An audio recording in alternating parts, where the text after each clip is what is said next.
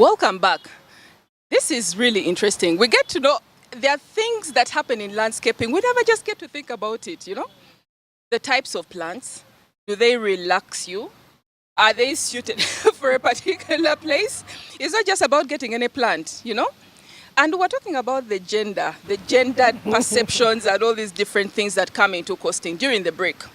Would like to find out, have people tried to give you the lowest quote, the lowest amount possible just because you're a woman? Have they? Do you feel there's that? Because we've noticed also, just a minute, we've noticed that in most cases, when we as women get out into business, they tend to think of us as an extension of motherhood. Yes, we are going to continue the motherhood journey. Are we not? Are we not? Extension of motherhood, which is going to apply to costing, is going to apply to our services, you know, it's going to apply to the maintenance. Did that happen to you? Yes, it did. It did. And I want to put it back on me. If you're not confident enough to actually negotiate, if you're not strong enough to stick by what you've costed, definitely they will squeeze you, especially for the big projects. For the very big yes. projects. So you either have to decide whether to do the work or not to do the work. So when I decide to do the work, then I also have to tell myself that even if it does not work out, if the negotiation is beyond the limit that I set for myself, then I rather not do the work. Did you sell yourself low at the yes, beginning? I did. Yes, I did. And I still struggle with that. I still struggle with that, but that is also as a result of so many other things. Why do you think as women we get to undersell ourselves? This is something, even as a business person before, I have struggled with, because I want to see, I'm passionate about what I love to do, and in most cases I want to do it, yes? But at the same time, I'm more vulnerable, more susceptible to underselling myself. Why do you think we go through this as business women? I want to quote my mentor, who said, and now not a mentor in the landscape. My mentor told me that you can only get paid what your worth is. So if you do not know, she said, Grace, if you do not know your worth, if you do not know what you're deserving of, then you're going to be paid whatever a client deems fit. And she was challenging me to first define my worth. Who am I? What am I worth, you know? So when I'm contracted for a job, how am I going to quote? It's going to be based on what I perceive myself to be worthy of. But this perception is not in isolation. It's not in isolation. There are others. So how do you get about, just walk us through, how did you get to know, okay, fine, this is what I am worth whenever I am representing myself? Because at the same time, even if, yes, you may say, yes, I am good quality because A, B, C, D, the reality is you're not working in isolation. There is also another one. So you can't overcharge the client. How did you get that? So what I had to do was to, first of all, refer to other people in the business. Ask them, how do you cost, how do you charge? And also determine what my specific niche is going to be, because we are so many people doing landscaping. But what is so different about Grace that I'll be able to charge the way I'm charging? And so I decided, together with a group of, let me call them mentors really, that I should categorize, I should charge my professional fee, charge for materials, charge for facilitation, and in that way, whether or not the pace of the project is going the way it should or should not, my professional fee is already. Yes, and then I also learned that I need to guarantee my project. So Doreen, if I come to you and ask you for 5 million shillings to do your garden, and I guarantee that I'm going to be with you until that garden has taken or matured, maybe for a period of, it depends. That has to be paid. Then you're convinced that actually it's worth it. It's worth it. So you always have to sell the dream to the client. You have to sell the dream to the client. Otherwise, they will think you're just a roadside gardener who is doing what everybody else is. Negotiable. Yes, and then of course you have to be good at what you do. Yes, quality. The mistake we make is we overcharge and then underperform. Yes, so I must say, like I said before, that I'm still struggling, but with the 16 years experience, I'm now confident about certain aspects of what I do, and therefore also confident about how I charge. So it's just a growth journey, it's a growth process. And growth is painful. I know. Growth is painful, Doreen. I can imagine. Talking about pain, I can imagine once or twice or three times in the earlier stage where you probably got stuck. Yes? To an extent of wanting to go to uproot someone's flowers, you know? Or to an extent of going to police. Why? Because I'm not... Yeah, growth is painful, but in the end, you grow and become better. The person you felt like uprooting the plant, they didn't pay you? They didn't pay me. They didn't pay you? They didn't pay me. And in this business, you also have to know that you find good people and bad people. Yeah, it's funny. It's funny. Actually, now I can laugh about it, but before I would actually cry. Yes. So you'll always find good people and bad people. And that's why the people I'm trying to mentor now, I tell them, don't make the mistakes that I did. For instance, when you get a client, don't start vomiting out what you're going to do, how and where, which I still do. I think that's just my weakness. But now I have trusted clients. If when you do that, then you take away the work from yourself. The client will go and do what you've said they should do and not even pay you for that advice. We're talking about the different challenges in this, so many. in this journey. But I also know that people are difficult to please. Yes? Some. Especially when it is an abstract view that can go or too small, right? It is not the same as make me this table. These are the particular dimensions. Let me ask you a question. Let me finish. Finish. These are the particular dimensions, right? It has to be like that. Is specific, down to the color, down to everything. But however, with landscaping, there is always something. Someone comes up and says, I just want it beautiful, right? It's not defined. That's why I say it's abstract. And I'm very sure that what is your beauty, that is subjective, okay? It may not necessarily translate to the client. So what happens when a client I've actually had to undo certain gardens because of my definition of beauty. Yes. Contradicting their definition of beauty. For some, beauty is just lawns without any plant. Yes. Then for some, beauty is a forest like what you see here. Yeah. Then for some, it's just grasses. They are scared of this creepy. Yes, so the they snakes and everything. Exactly. So it's important for you to know your client. Don't you have like a visualization sort of thing to make it visual? Yes, when I get clients who are ready to pay for that, then you pay an extra cost, and then I engage a landscape architect who actually now gives you a picture of how your garden will look like after. Yes. And those are very few. They are very few. They are very few because the cost of a landscape architect is not affordable by many of the people who engage landscapers. How much? What's the range? If it's okay the last one I did, I think they charged 2.5. Really? Yes. But at least it makes everything very, definite. Yeah, we can. And I always recommend it for commercial spaces. I did it for Bouvet Lodge. Okay, this is not whatever, and indeed, the proprietor went according to the landscape architect drawings, and a beautiful space was realized. I think some of the viewers would want to know, what are those spaces that you've that have your magic touch?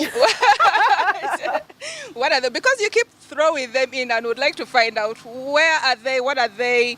I know you've done like sites over and out of town and within town. And this. Can you just mention just a few? I've done mainly residentials. But I've also had the privilege to do a few commercial spaces. Like I told you, Nakasero Hospital, there's Bouvet Lodge.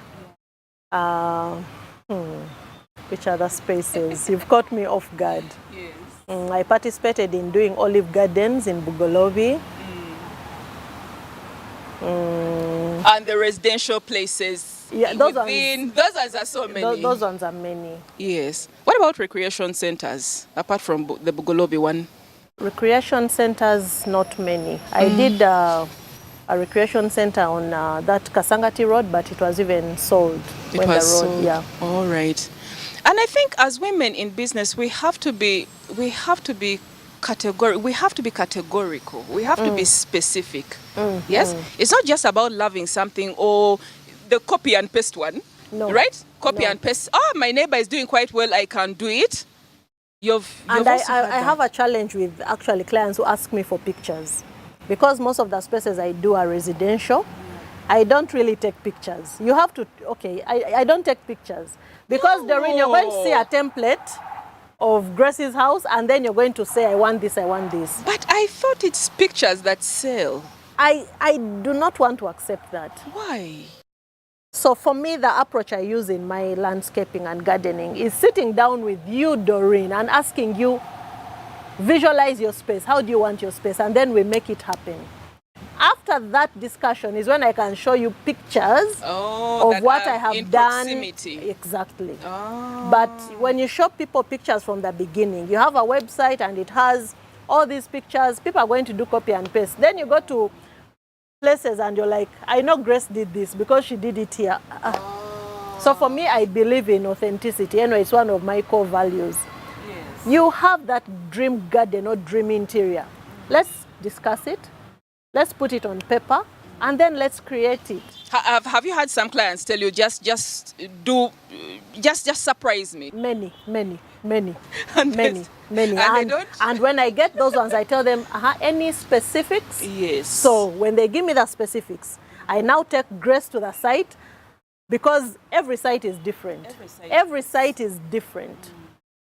And then I bring in their specific requests. Yes. But otherwise, those are my best projects, because you're giving me a canvas. Do you have like contracts, just in case any particular client is under the guise of just surprise me, and then after that they refuse to pay you because they are not surprised or they are badly surprised? I sign contracts with commercial clients mainly, although I have had a few domestic clients who insist on contracts. Yes.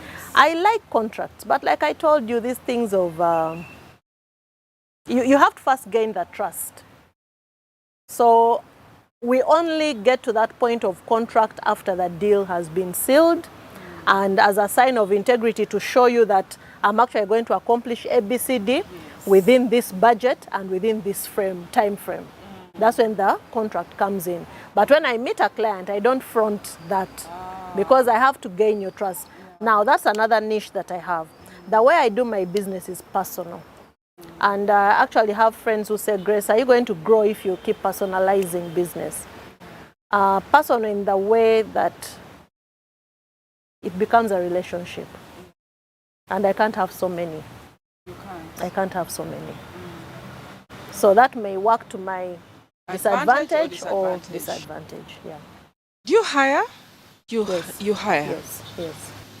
So when I get a big contract, I have contacts of people who do different things. Yes. And then you bring subcontract them. I bring them all together and execute. When I just started, I used to have a team that I would pay every month. But Doreen, as we all know, this landscape business, up and down. I mean, if we were to go back to COVID, we shut down, literally. Yes. Even after COVID, you know, people are no longer doing daddy things. You just get a few. Basics. And that's why that strategy of mine works, because my clients remained clients. I actually worked most during COVID. Yes, because they had ample time. They had ample time. So it became difficult for me to have staff that I pay every month. So you'd rather hire? So when I get a deal and I hire the staff, finish the deal, pay you, bye-bye, until the next deal. We've had quite a lot, actually quite a lot of guests, women in business, talk about the importance of integrity. It's very key, and most of the work that you get is actually on referrals. They get to refer you. But even another client, the couple of last guests have also been talking about the same thing, about the need to do your best. at whatever you do, because that is what sells you. That is what sells you to the next. Integrity is key. Integrity is key. And even when you're just starting out, I told you about how I guarantee my clients' gardens. When I started out, much as I had a degree in forestry and knew about how trees grow and this and that, I still was not good at landscaping or whatever it is, gardening and interior design and every other thing that I do. So what I would tell my clients is, allow me to keep checking on your garden. So maybe a few years later, I would go back to the garden and notice that the root system of this tree is actually aggressive. Maybe because they are not pruning it. And then I would now have to say, I'm going to either shift it, or I'm going to maintain it, or please maintain it. So in that way, the client knows that, oh, this lady actually knows what she's doing, or this lady actually is up to making my... She cares. She cares. She cares. So integrity is key, accountability is key, truthfulness, and all that goes within integrity. But also there is something about that care factor, the after call, the after visit, even once the contract is done, yes? Everything is done, you finish your work. Tricky. Yes? That can be tricky. How is it tricky? Because most of them expect it from us women. They expect it, and that is going to be, you know, that continuation of motherliness that I was talking about. Yes. They expect that you're going to keep on, you know, asking, are my plants doing well? Yes, Quote unquote. Are my babies doing well? Have you heard that? I have, and in my business of landscaping and gardening, you have to do it, but it's tiring, especially for those clients who don't value maintenance. I usually do it, especially for my commercial clients, but up to a period of time, because most of them now engage companies that do maintenance. Oh. Yes, you find that the cleaning company is the one that is actually doing the maintenance. Yeah. You have to make that call, because that is your work. That is your work. Yeah. Unfortunately, after some time, you have no control. You have no control unless you now bid to be the one to maintain. But for some commercial properties, for instance, in Nakasero Hospital, I tried to say, let me maintain this garden. They said, no, that's already now clustered together with the people doing cleaning. Oh. Yeah. So you have to make that after call. Say, how are my plants? Can I come and train your gardener? Can I, you know? But you're talking about, and it's so funny. We had Sisi Namaganda recently come from Sinam talking about, you know, her building journey, yes, and condominium management. And she talked about all the different aspects that are all tied down in what she does. And amongst them was landscaping, interior design, architecture, all these different things. Now, when it comes to you, yes, interior design, landscaping, you're talking about the after management, you're talking about the trainings, yes, of maybe the gardeners that are already there, the cleaners, all that, whoever handles it. So those are already different components, and we're now getting into opportunities, right? Opportunities in landscaping. Just tell us a little bit for the woman out there who is wondering where to start. Because it keeps widening. It keeps, and people narrow their vision. They narrow their vision, and yet it's so wide. It's so wide. I also have another mentor who told me that, Grace, you can't do everything. You also have to know who you are. You have to know, do you like hard work, or do you want mental work? What are you good at? So in landscaping, you can't do everything. The supply chain is just so wide, you know. There are those who are doing nurseries. There are those who are maintaining nurseries. Just because I have a nursery doesn't mean I should maintain it.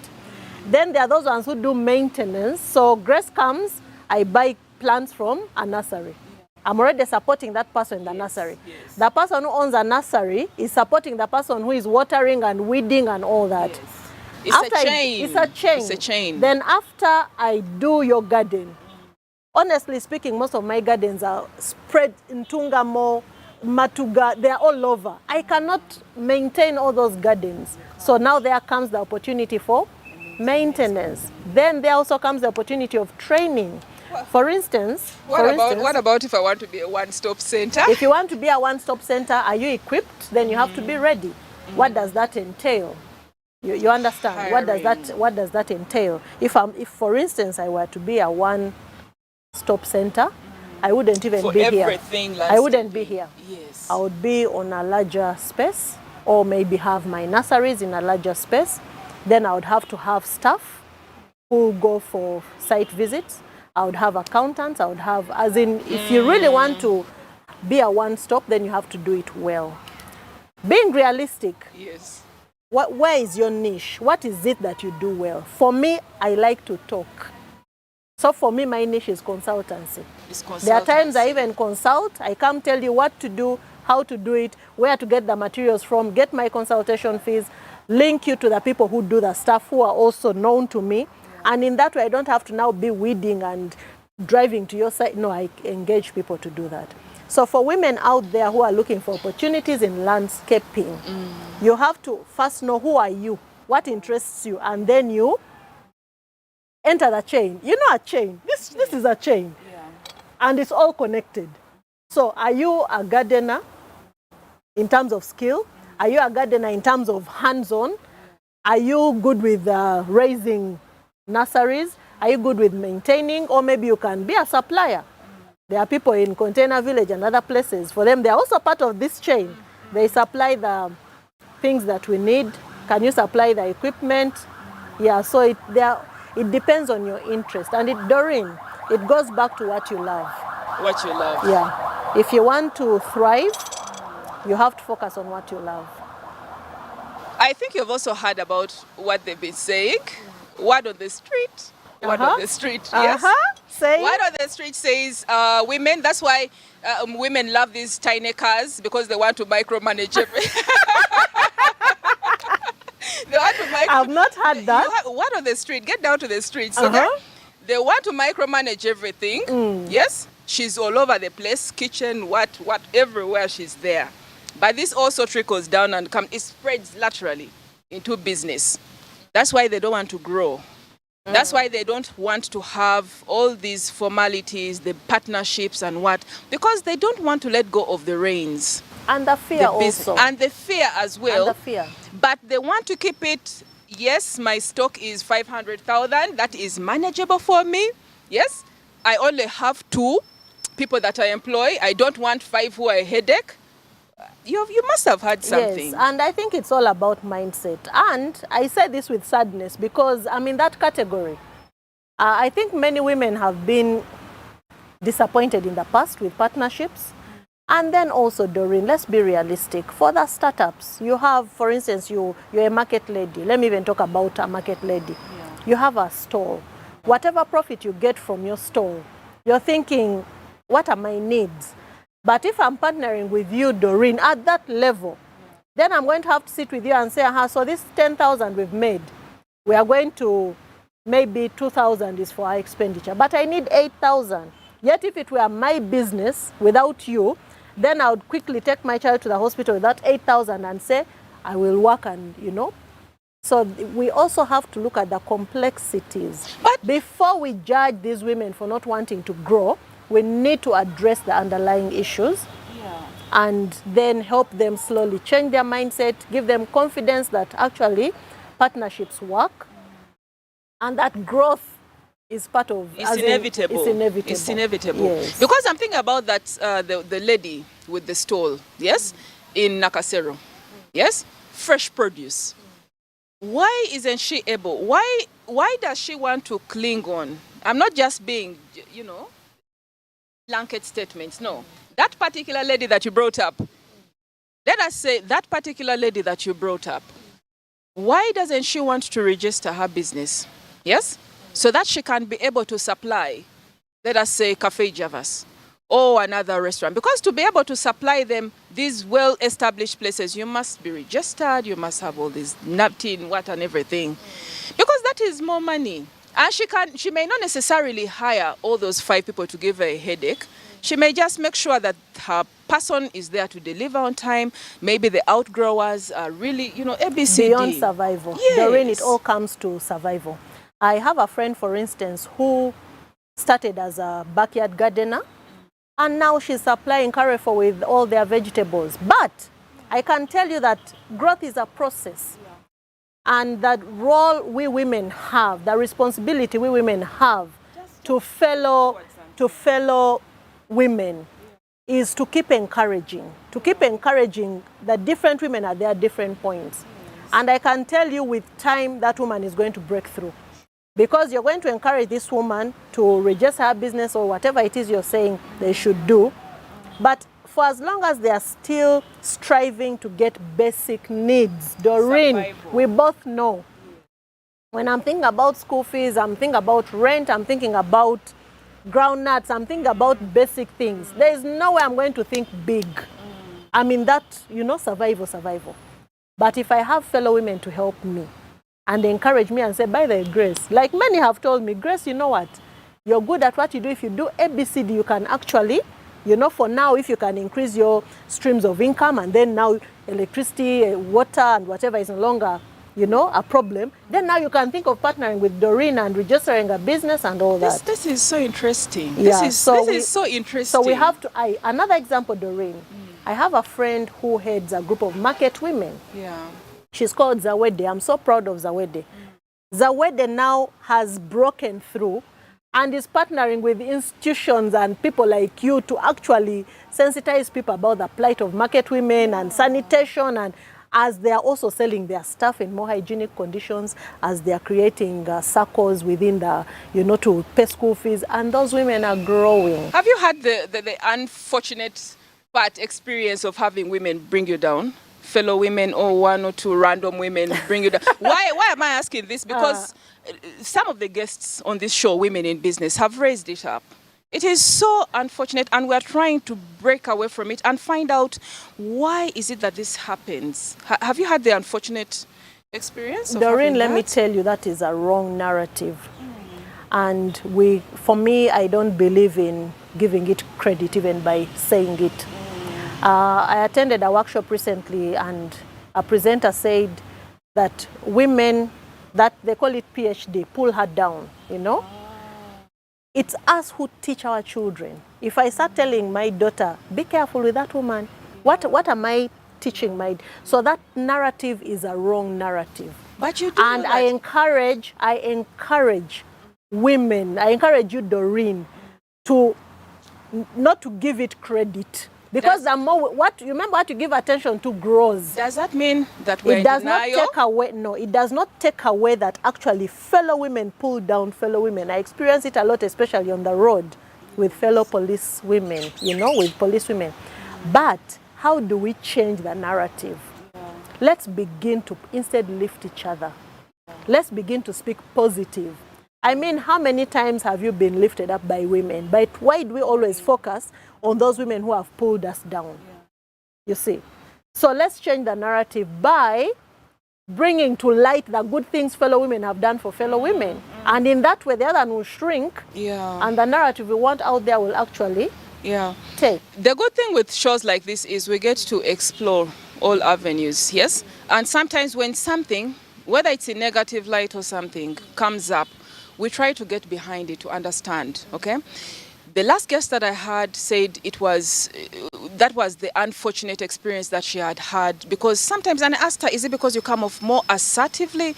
Is it because construction is so male-dominated and fellow women do not have really the particular, what is happening about it? But then she also mentioned one thing, that whereas those were her major critiques, yes, with time from her good work, from getting to explain, they saw that there was something different about her. So even as we highlight some of these successes, the journeys and what, we shouldn't be in denial about some of those little gaps that need bridging. No, yeah, correct. Yes, I think it's very, very important to women to look at it. Pull each other down. Yes. But we must... something about it is that we must support one another. And there's so many. And even those women who are pulling, where are they at? What are they going through, Because for you to be a bad person, something bad has happened to you. So it goes beyond self. I just want you to look at the woman in the camera. The woman in the camera. Yes. I want to give landscaping. Okay, back to landscaping. Yes. Landscaping is lucrative. You can start from where you are. and choose what part of the chain you want to engage in. Don't do everything. Then as you grow, you can afford to do everything. And what everything am I talking about? You can start a nursery, but please don't do a nursery that of plants that everybody has. At least a bit different. You know, are you going to focus on fruit trees? Are you going to go to people's homes and do orchards for them? Or are you going to do spices and vegetables? Decide on what, so that you're different from somebody else. And then just keep hope alive, be confident, yeah, and have integrity. Have integrity. Secondly, inculcate confidence in you, in yourself. You know, read and read. Visit, get mentors. I'm not offering myself as a mentor because I don't want to take on too much. Yes. So it's a lucrative business, especially today, because people are earning more and people are appreciating more about well-being. By the way, it's got everything to do with mental health and well-being. I know. A beautiful space, beautiful energy, and therefore productivity. So I encourage all of us to, not all of us, those who are interested, to join the business. Okay. And you heard it from Grace KABATANGARE. KABATANGARE. Landscaper, interior designer, over 16 years of experience. But this is the blessing about getting to sit and share with other women in business. Be aspired, be inspired, and we'll meet you in the next segment.